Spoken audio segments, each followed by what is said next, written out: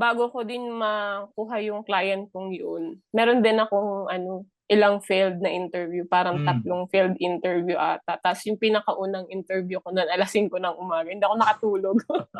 Grabe yung Ang pagkaratal aga. ko.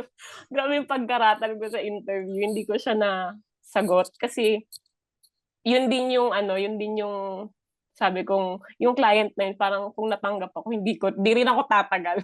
Hmm. Kasi feeling ko napaka-strict niya dun sa ano, kasi yung interview niya pa nga lang, sabi niya sa'kin dapat daw yung resume ko is kung ano daw yung talagang kaya kong gawin, yun daw ilalagay ko dun. Hindi daw yung dahil Ah. ano lang, may background ka lang. Sabi niyang So gano'n, hindi daw dapat gano'n.